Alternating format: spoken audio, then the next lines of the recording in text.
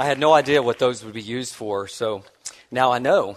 It's great to be here with you today. I'm very honored to be here, and Terrell, thank you for the invite.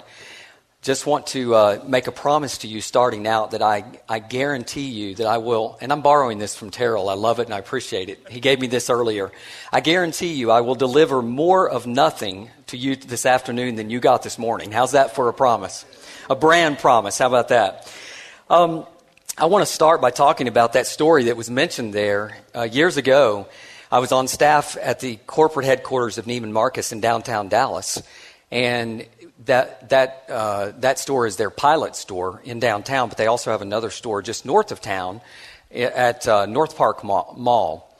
And so I was given the assignment to deliver all of the graphics that were needed for a big black tie gala event where Neiman Marcus was welcoming Barney's of New York to town.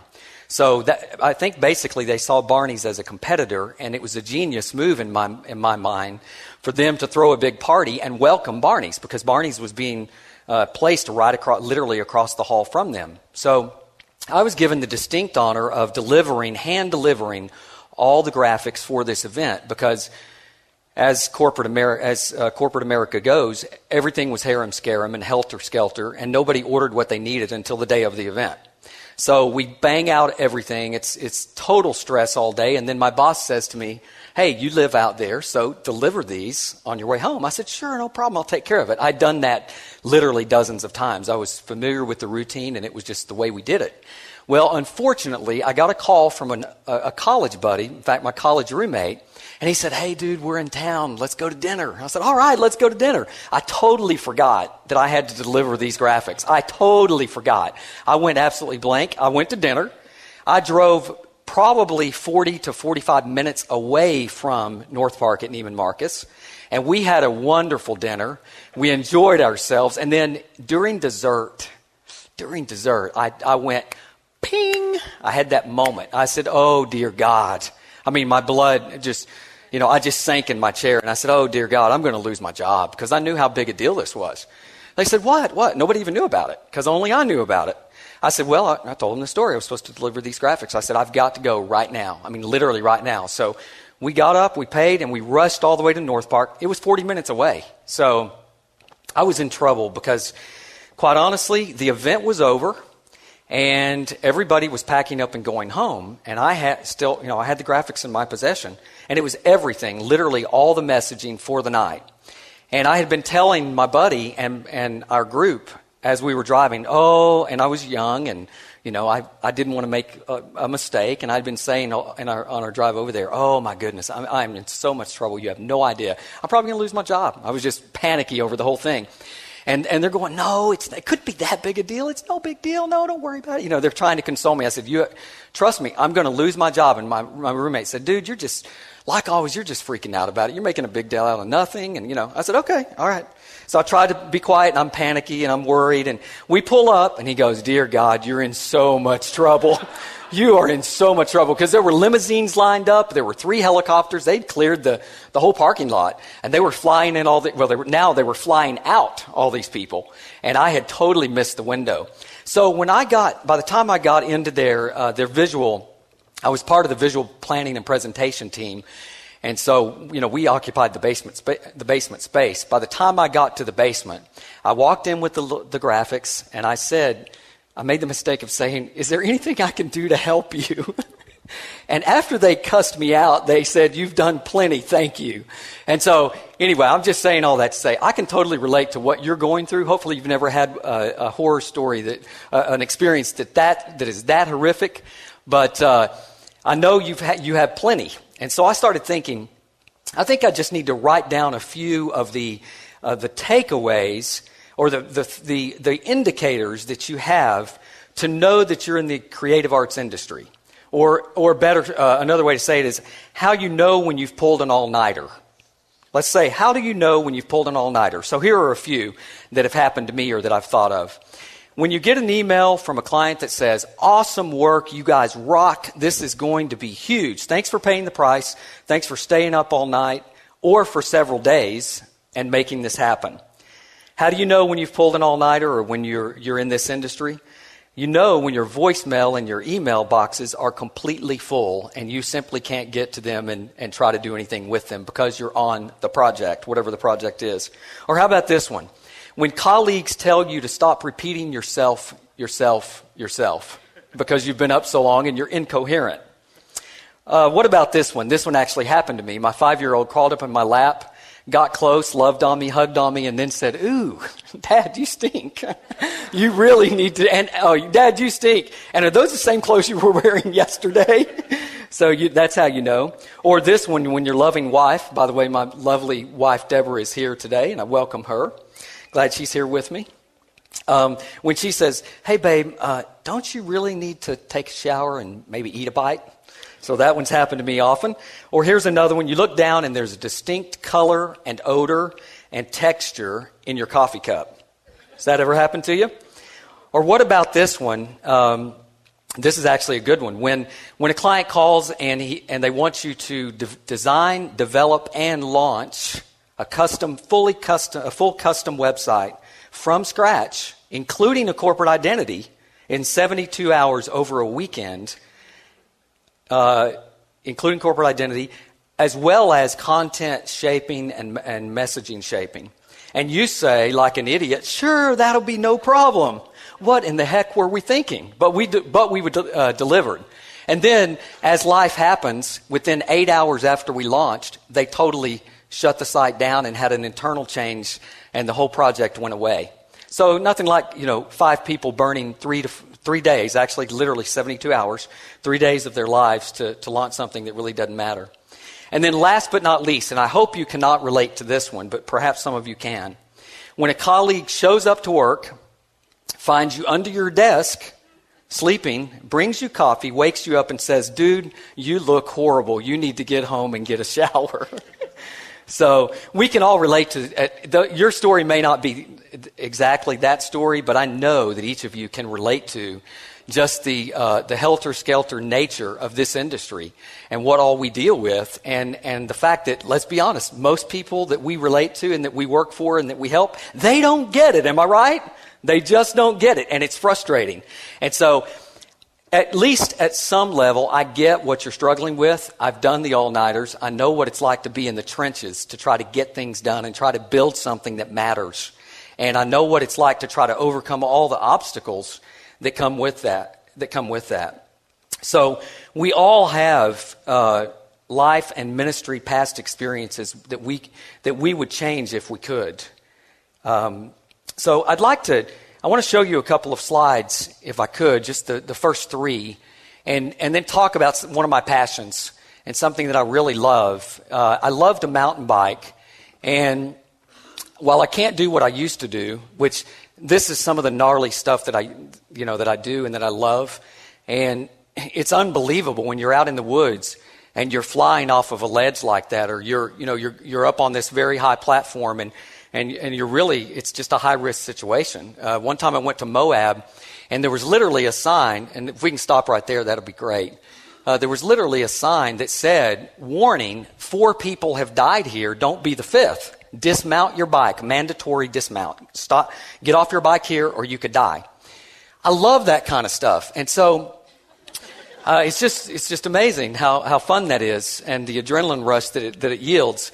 But about, I want to say 6 or 7 years ago, when I was doing some incredibly intense stuff, just imagine me in the woods. I know I don't look like I could really handle this kind of stuff, but just imagine me doing this kind of stuff. In North Carolina, I took a business trip, and I decided to tag on a little ride out on some private trails that were just unbelievable trails. They were custom built by a guy that just had no life other than building trails. That's what he loved. That's what he did. And it was sort of an invitation-only kind of trail system. So I was privileged to go there.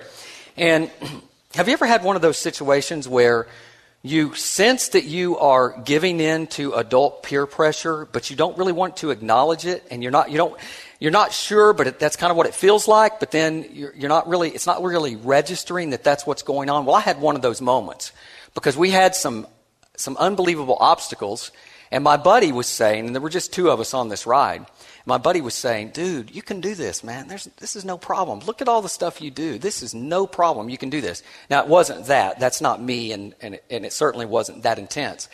But I decided to buckle in under the pressure because, after all, he was going to spot me, okay?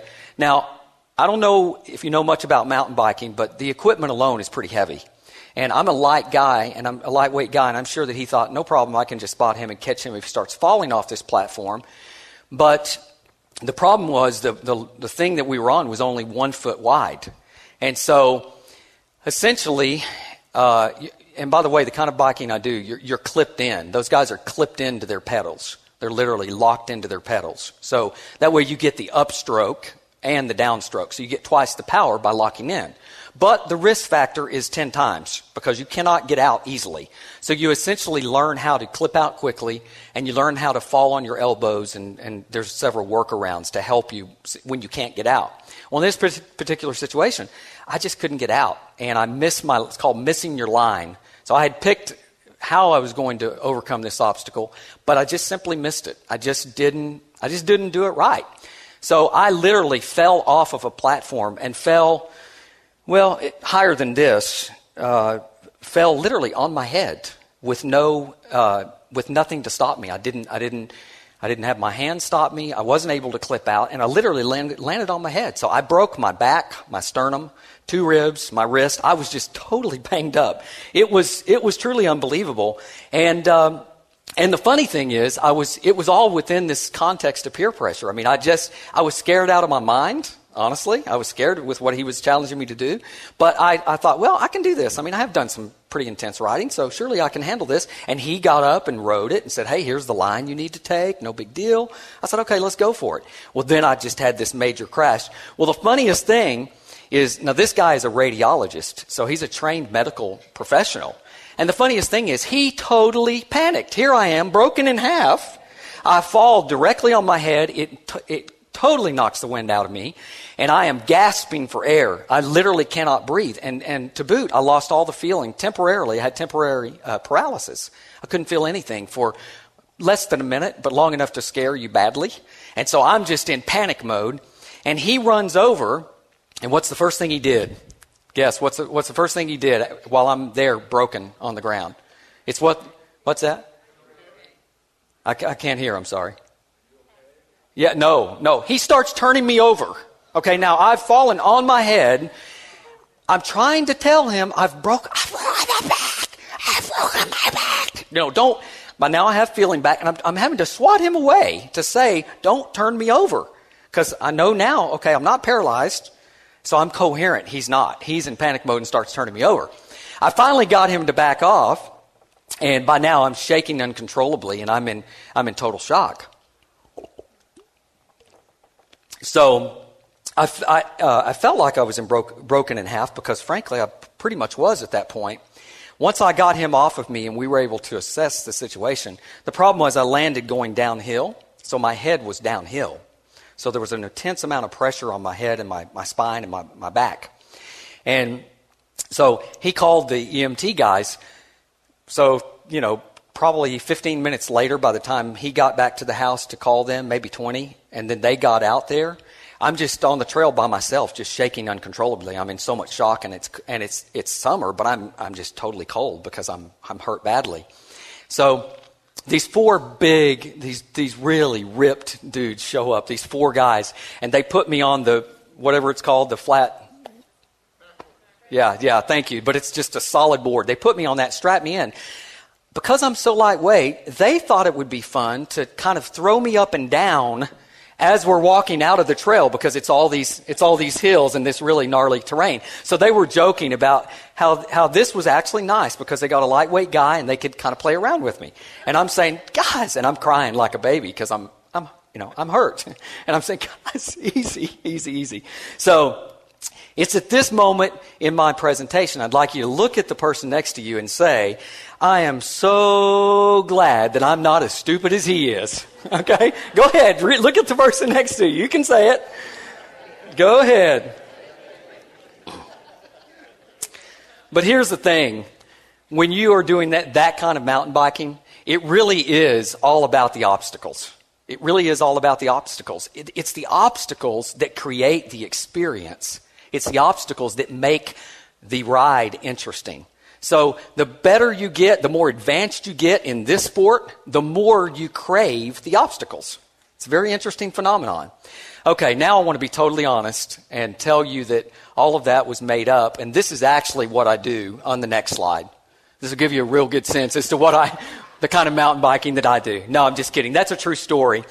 And it was a life-altering experience. It truly was a life-altering experience. But what biking has done is it's helped me think about the kingdom of God, and in particular our work and what we do, and all of the obstacles that we have to overcome every day. I mean, I don't know about you, but in my world, I pretty much spend my day just overcoming obstacles and creating solutions for people and helping them with solutions. Do you do a lot of that? I mean, don't you some days wish that you could actually get to the work because you've spent so much time just trying to help people understand what's coming down or help them understand your approach on something or whatever? That's a frustrating part of the biz in my mind. But what I want to talk to you about today is just that there may be several things in your life or your ministry right now that feel like obstacles. And they may just feel gnarly. I mean, you may be staring at some really hairy situations. I was talking to one individual earlier today, and by the time my head was literally spinning, and I feel that way often in dealing with so many clients, but by the time they just explained the ministry they're involved in, I was overwhelmed by the number of layers that there were. I know you have to feel that way sometimes because ministry today, especially if you're going to try to do something significant, it's going to get gnarly. It's going to get messy. It's going to get mixed up and messed up. And if it's not, you're probably not doing something significant. You're probably not really making the difference where you need to be. I want to read a couple of quotes from an article that was from July 1st of this year by Dan Gilgoff. You may recognize his name. He's a reporter for the U.S. News and World Report. I'm trying to remember who else he's written for. He freelances for other large media entities. But Dan wrote an article called "Churches Fight Back Against Shrinking Membership." Stung by a 25% drop in membership, churches are launching recruiting campaigns. And then I'm going to read just a few statements to tell you exactly what he's trying to explain.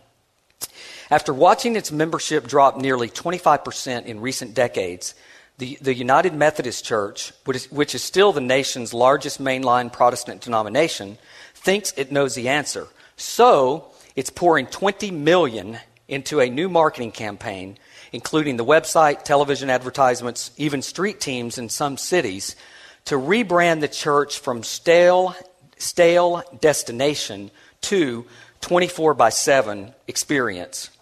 With their new branding campaigns, mainline churches are betting that many young Americans are looking for worship alternatives to politically conservative evangelical congregations. So I just thought this was interesting. And shortly after that, another article came out in a state-level paper by someone that is one of Dan's colleagues, Rose French. You may recognize her name. And it was essentially the same story. I mean, well, it wasn't a pickup of this story, but she was basically telling a similar story about what denominations are doing. And so that reminds me, all of that reminds me of a personal story. A few months back, actually it's been a few years back now, my wife and I visited a local church outside of Nashville where we live. And honestly, we had what I would describe as a horrific experience.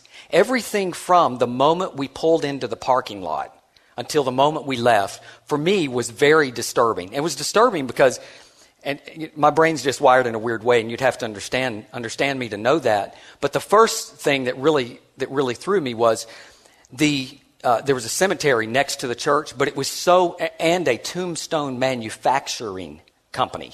Okay, so there's this massive field of tombstones, and many of them are for sale. And then there's a smaller cemetery. And so I had this initial thought, wow, that's an obstacle for a local church, because that speaks of death, not of life. And what would I do with that if I were the pastor of this church? How would I handle that? So that was my first issue. Then we started approaching the door, and Bless the little guy's heart who was the greeter at the door. You know what I'm saying? Just bless his heart. He did not even look us in the eye. Now, what's bizarre about that is we were the guests. So we were the first people there. It's not like he was being overrun by people. There were plenty of people, but he never looked up at us. He just held out a bulletin. He literally just held out a bulletin. So, and I was okay. I was okay with it. I was still doing okay. But then I went to the restrooms. And I'm just telling you, somebody had forgotten to clean the restrooms from Wednesday night or Saturday night's wedding. I'm not sure. But there were a lot of things about that restroom that were very disturbing. And not the least of which was a lot of trash overflowing in the corner. And just nasty. And I'm thinking, but it's just starting. The service, I mean, we're just getting here. So it couldn't be because there's a lot of people. So what's happened? Well, somebody wasn't paying attention. Someone was not thinking about these presentation issues and thinking about the experience that the guests would have. Then I went into the service, and there were carpet stains and pew fabric stains everywhere. And it's honestly all I could take. It's just honestly all I could take. I don't remember the message. And I at that moment experienced what I've heard described as that fire in the belly when a writer wants to write an article because they just get something in their gut that just burns and they just can't get it out unless they write. Because I've always hated writing. But I understood that day. And I went home and just burned it up and wrote an article called Scary Halls, Walls, and Stalls. And just describing this local church experience. But that was a really extreme case. And I know none of your churches would be in that condition. But I think we'd be amazed at how many churches are not well cared for just in their facilities. Now, let's make no mistake about it, and let's establish this early. Everything that happens in your church is part of the brand transaction and the brand experience. Everything that happens. Every decision is a brand decision. When a church decides they're not going to clean their facilities, that is a brand decision. That is a brand decision. That is not a facilities decision.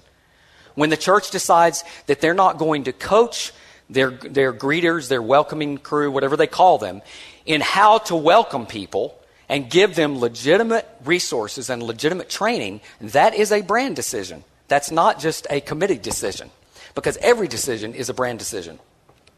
In my view, at least with some ministries and some organizations, the need for change has never been greater, and it can be felt at numerous levels. So again, not with all, but at least with some. And here's another thought. Even if there aren't these just outrageous examples of change that's needed, there are still plenty of examples of change that is needed. And so, because we all know that change can be at multiple levels. It doesn't have to be at an aesthetic level. It can be at multiple levels. So I don't need to convince you of this, but I do today want to offer or simply give you a suggested framework and some helpful takeaways for what I would call intentional change in your ministries and churches. Now, my hope is that after we finish today, that you would be able to qualify the level of intensity needed to facilitate any given change objective. You'd be able to qualify it. So it's a very simple framework, and essentially, I'm hopeful that you can begin to place your problems within this framework to qualify what level of intensity and engagement and intentionality is necessary to resolve the problems that you're facing. Throughout the years, as I've helped dozens and dozens and dozens of ministries and churches, several even on a national scale, I've observed that more often than not, they're simply stuck and they're struggling where to go next. Can anybody give me an amen on that?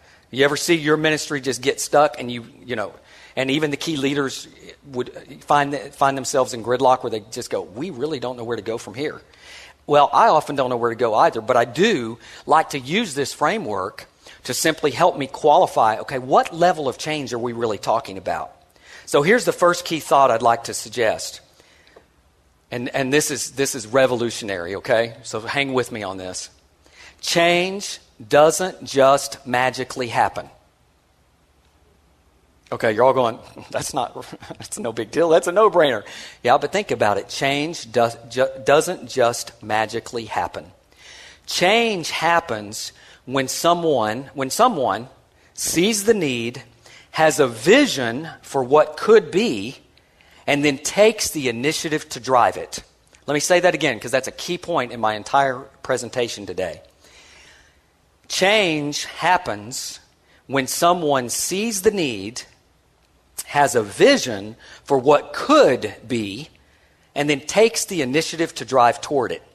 Now, I don't know about you, but in the work that I do, I often get hired to be a change agent as much as I do to be a brand developer. I often get hired to help them change their internal culture as much as I do to help them overhaul their website or help them come up with new marketing strategies. Because let's be honest, all of these other problems with marketing strategies and branding and all those things, they flow out of deeper problems. And smart leaders understand that, and smart leaders attack those more difficult problems. And we're going to talk a little bit about that as I segue into this framework. So here's another key point. Change happens when that someone might just be you. That someone might just be you. And some of you, I'm quite certain, are already driving change in your organization because you've looked around and you've gone, if I don't drive it, nobody else is going to. Or maybe you're wired to drive change, which is great as well. But either way, some of you are already doing that, and some of you might be sort of sitting on the sidelines and going, it's not really for me. It's not really my personality. I don't know. It's just not how I'm wired. Well, sometimes I'm convinced, and I know this goes against convention when it relates to living out of your DNA, but sometimes I'm convinced that there are special times in the life of a ministry when someone just needs to step up and drive the change, even if it's not how they're naturally wired. For that particular period, I'm just convinced that needs to happen. Here's a clue. If you see it and you've got a vision for what can be for how it can be different and for how it can change, you might be the right guy. You might actually be the one that God has designated and called to drive the change. So let's talk for a second about my heart, and then I will get to this framework. It's really, honestly, a very simple tool to help you with this issue. My heart and my passion is that anything that changes and anything we do from a change perspective will be done for transformational and redemptive purposes. Change just to be changing, who cares? Who cares? But if it's got purpose, and if it flows out of a vision that's all about transformation and it's all about redemption and seeing the lives of people changed, then I'm all about it.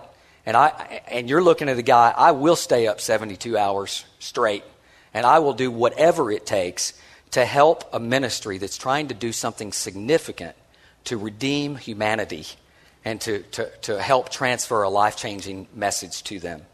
So that's my passion, and everything I'm saying today, let that serve as a backdrop to everything that I'm saying, because honestly, some of you may not agree that change is even necessary at the level that I'm going to talk about. But at least know my heart. And part of this flows out of 2 Corinthians 5:17. Therefore, if anyone is in Christ, there is a new creation. Old things have passed away, and look, new things have come. So I still believe in redemption, and I still believe I had a radical salvation experience where God just yanked me out of unbelievable, horrific circumstances and an unbelievable mess and just a horrific life situation, and God just rescued me. So I still believe there's a lot of hurting people out there that need that rescuing, and to me that's what this is all about. So let's jump in and talk about this simple framework for intentional change. In my view, as I've worked with ministries, large and small, and I've engaged them at a deep level, what I've seen is that some level of change is necessary for every ministry at any given time. That some level of change is healthy, and that every ministry should be undergoing at least some level of change. So I've also observed that there are various levels, because not everything that needs to be changed is really a big deal. Now, sometimes your church members may feel like it's a big deal, or your constituents or your tribe or whatever, but in reality, it's not always a big deal. So the first category in this framework of change that I like to talk about is what I call refresh. Okay? Now, in my view, refresh is exactly what it says. It is to simply refresh what is already there. So if you've got a website that needs to be reskinned, in my view, that's a refresh. Now, if you're going to do more than reskin it, maybe it's not. Maybe it's in a different category, a different level. But refresh, I would categorize as surface. These are things that are just surface. These are things that are external. These are things that are seen and easily recognizable. When I walk in and do and consult with a church and do a consulting gig or a ministry, what they always hit me with up front are the surface issues. And I've noticed this pattern. I always get hit with these surface issues. Why? Because those are the things they're feeling most. But by the time we spend time really digging and really asking questions and qualifying what they're actually struggling with, 9 times out of 10, their problems are much deeper. And so we try to help them uncover that and help them see, no, this is just a surface symptomatic problem of a deeper problem. And all of you know what that's like, I'm sure. So surface problems, and this first category is refresh. It's cosmetic, it's more external, it's visible. The second level that I have both observed and I've helped facilitate is what I would call renovate. And very simply, if refresh is that you're going to put on a fresh coat of paint in the restroom, then renovate may mean that you yank out the old stalls and get some updated fixtures, okay, in the physical sense. But renovate in the less tangible sense, I think refers to the internal dynamics of your ministry. And I think it also could speak to the ministries themselves and the systems within your ministry. Now, I'm a huge systems guy. I believe that a huge majority of what is broken can be fixed by simply tweaking systems. Doesn't mean everything can be fixed, but I believe a lot can be fixed. And so I like to help clients understand that, this goes beyond just a fresh coat of paint. This is down to a systems level and a ministries level. The third category, subsurface, is what renovate is. It's below the surface, what you don't necessarily see up front, but it's there, okay? The third category is what I call reinvention. Now, I don't know how many of you have ever been involved in a true reinvention process, or would you raise your hand if you think at least that you've been involved in true reinvention, where you were zero-based and you were building from scratch? And I don't mean just a website. I'm talking a whole ministry or a whole initiative or whatever. Okay, thank you for that. Reinvention is obviously radical. I mean, if you're talking about an existing ministry that may need to be reinvented, to me, that is a systemic problem. Okay? And systemic problem, the best way I know to describe that word, and just looking that up because I've used it for years, but systemic has to do with the central nervous system. It's used typically in medical circles, and it talks about the central nervous system. Well, how many of you have ever been in an organization where you felt like, dear God in heaven, the central nervous system of this organization is whacked out and I'm going to lose my mind? Raise your hand. Yeah, lots of you. And you may be in that situation right now. Well, if that's how you feel, I can't say, obviously, but you might be able to determine that ministry has some systemic problems. So here's the point. This framework basically gives you the ability to say, okay, this particular problem or this particular change need is either a refresh issue, a renovation issue, or a reinvention issue. It's either a surface, a subsurface, or a systemic problem. It's a very simple framework, but what I've learned over the years is when I can say to the person that I'm trying to help, whoever that is, internal or external, I can say, you know what? I think this is really no big deal, so I don't know that we need to make a big deal out of it. This is a surface issue. We just need to refresh this. We need to dial it in. We need to clean it up. We need to improve it. But if some radical changes need to happen, you need to be honest with your senior pastor that some radical changes need to happen. And I would encourage you to describe them as core issues and help him or her understand that we're talking about core. We're talking about changing things in such a way that it is going to rock some people. It's going to rock their world. To help your senior leadership understand that, or if you are the senior leader, qualifying where you are helps you map out what your strategy and approach is. See, by qualifying which category I'm in, I can start using the right language to help me sell it. I can start using the right language to help my team understand what we're trying to accomplish.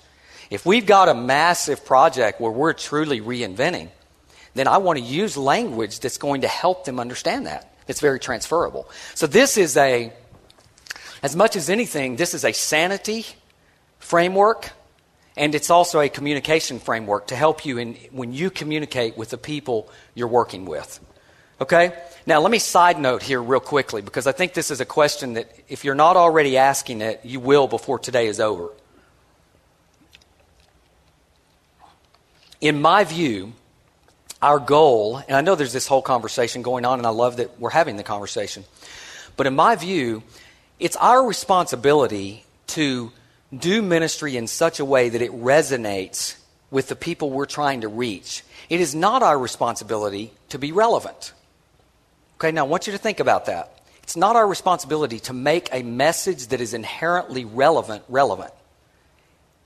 But it is our responsibility to not mitigate its inherent relevancy, which is where I see a lot of ministries get into a problem. They want to work so hard to make a message relevant and make truth relevant that they actually mitigate its inherent relevancy.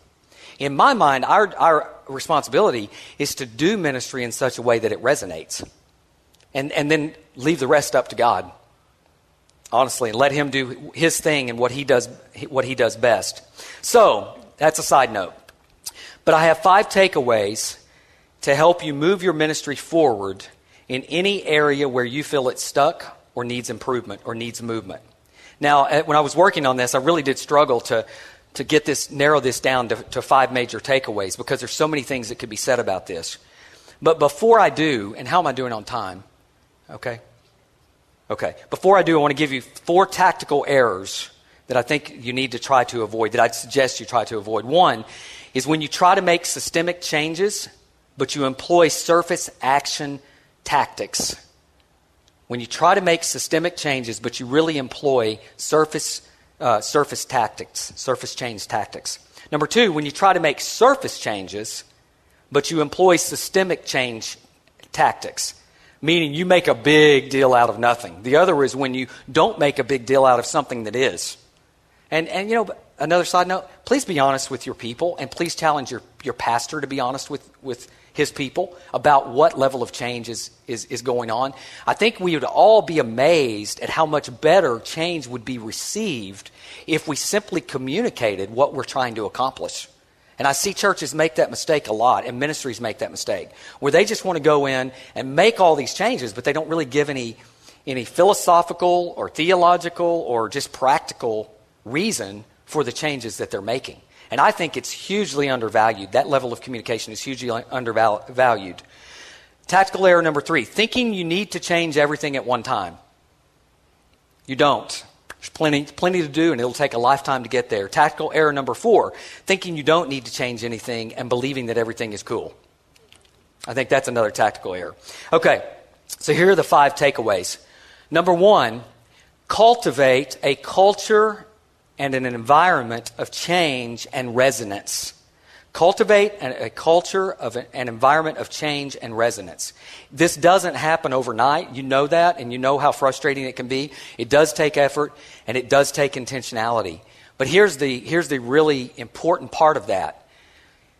In my view, whatever we change should be very authentic and organic. It should flow out of who we are and what we're all about as individuals. For instance, when are we going to understand that taking a 60-year-old pastor and trying to make him into a 25-year-old pastor doesn't work? Are you with me? It simply doesn't work. Why? Because it's not organic and authentic. Because he's not a 25-year-old pastor.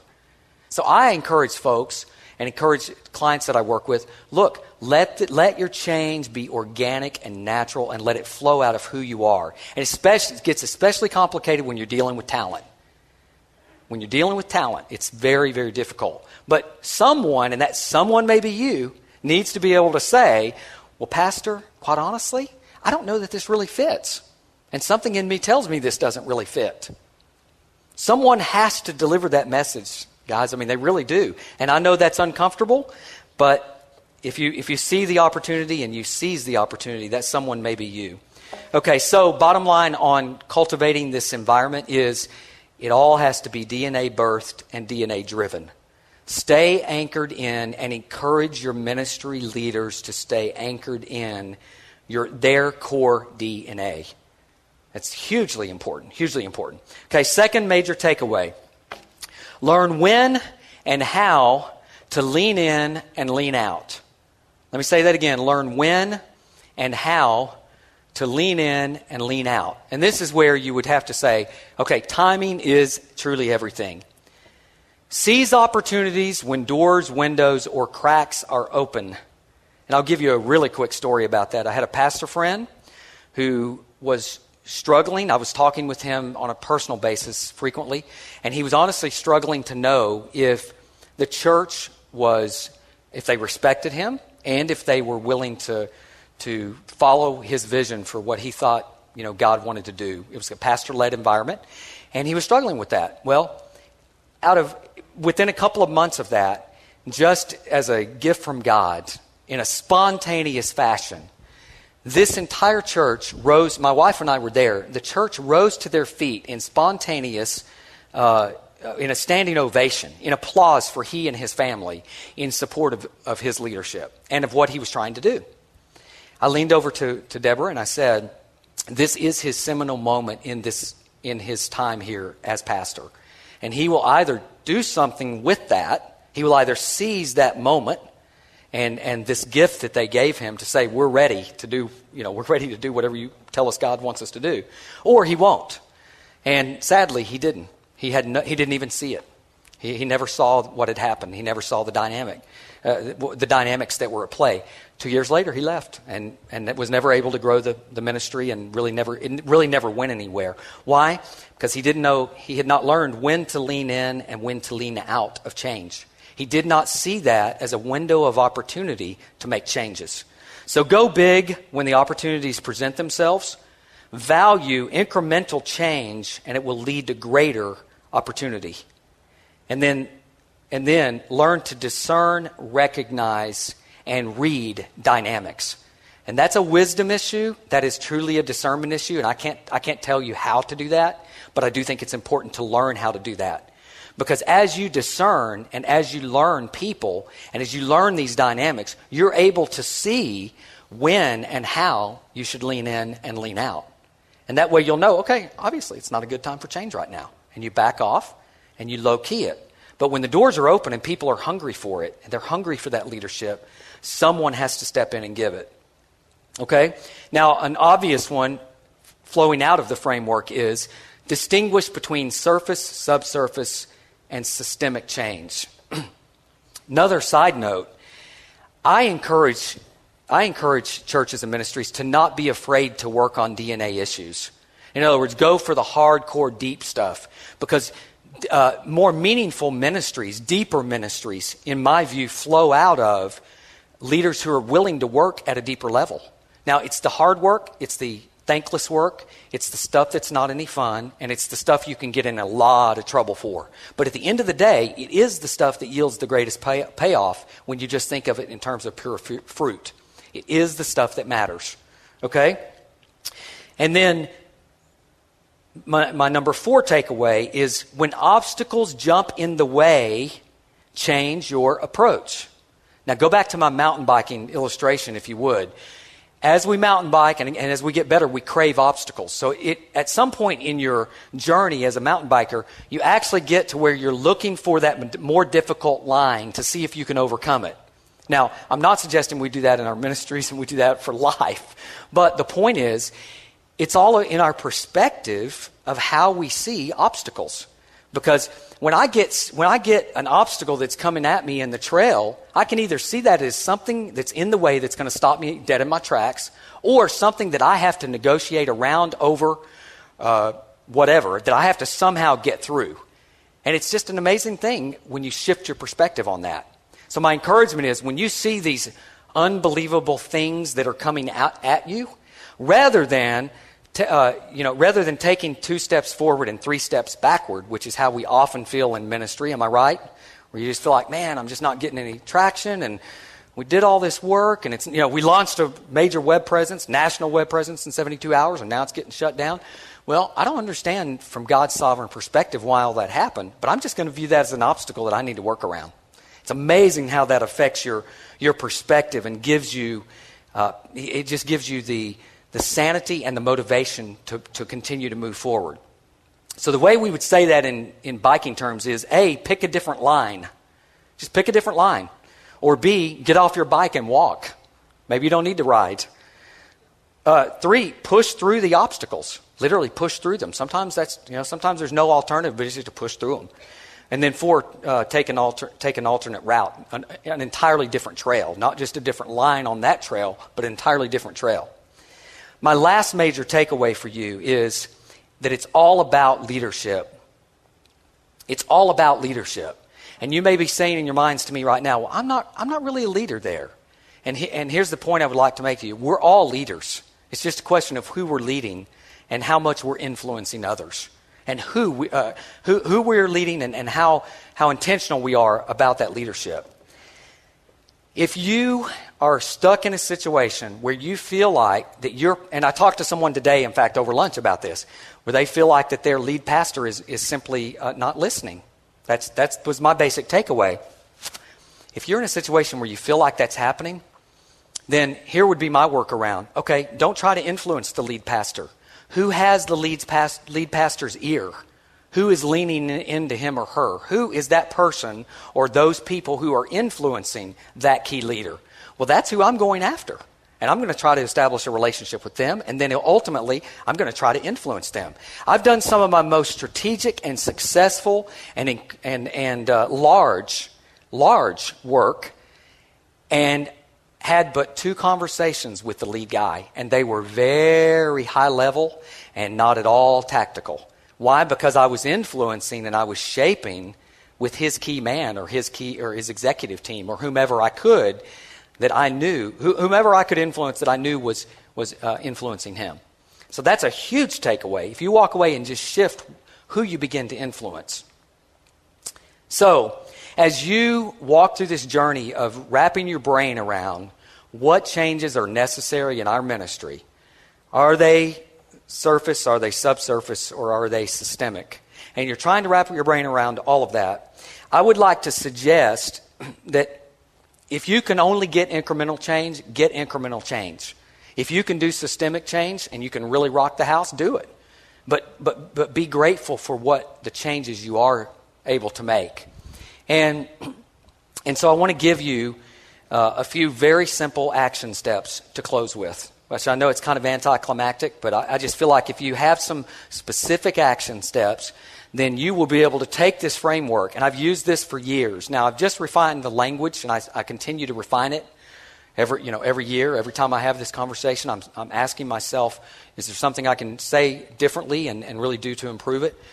But as you face this question, I think if you will take some action, you will see the power of this. And many of you probably have some construct like this already. But here they are. A, write down the name of the person you need to talk to about changes that are necessary in your ministry.